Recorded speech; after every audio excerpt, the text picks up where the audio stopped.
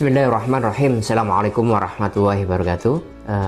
Teman-teman member DPS dan anggota asosiasi DPS, hari ini banyak informasi kita dapatkan bagaimana dunia Islam itu sedang berduka, sedang sedih, sedang menderita. Ini sebagai konsekuensi logis memang kita tidak punya pelindung, perisai. Kita tidak memiliki kepemimpinan yang satu, sehingga banyak sekarang umat Islam tertindas di mana-mana.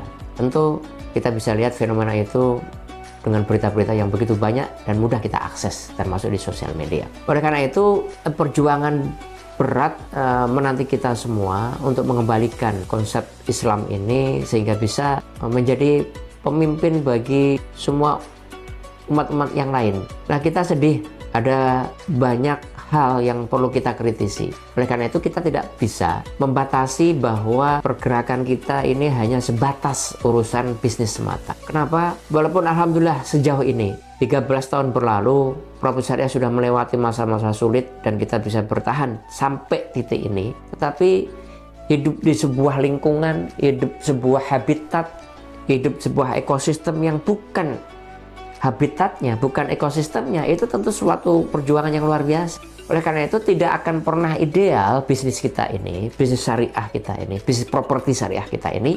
kecuali hidup di dalam ekosistem yang tepat. Bisnis syariah hanya bisa hidup ideal di dalam sistem yang syariah juga. Bisnis Islami hanya bisa berkembang pesat sebagaimana dulu para sahabat-sahabat yang mulia dulu pernah mencontohkan. Ada Abdurrahman bin Auf, ada Utsman bin Affan dan yang lain sebagainya, kecuali ya di dalam lingkungan yang tepat. Nah, oleh karena itu kalau sekarang kita ada yang sukses, ada yang berhasil, iya, sebatas itu minimalis. Tidak akan mungkin bisa kayaknya kita mengalahkan Elon Musk yang kekayaannya di bulan ini tembus 14.000 triliun.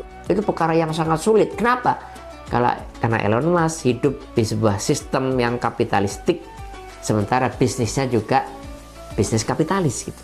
Beda dengan kita. Bisnis syariah tidak akan pernah hidup ideal, tidak akan pernah tumbuh pesat, ya, kecuali di dalam lingkungan yang tepat. Apa lingkungan yang tepat itu? Apa habitat yang tepat itu? Yakni di dalam sistem yang juga kondusif untuk syariah itu diberlakukan. Nah, oleh karena itulah tidak cukup hanya memperjuangkan bisnis kita agar tetap bisa bertahan, agar tetap bisa berkembang.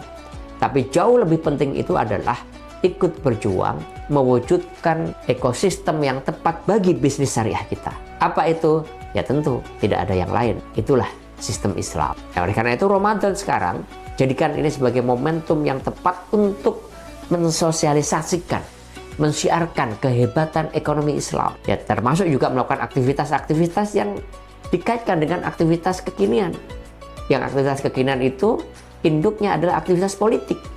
Maka jangan alergi dengan perkara-perkara politik. Jangan alergi dengan perkara-perkara yang ada kaitannya dengan kenegaraan. Karena itulah bicara tentang sistem. Dan ya sistem itulah yang akan menaungi ya tadi. Termasuk bisnis-bisnis yang ada di dalamnya.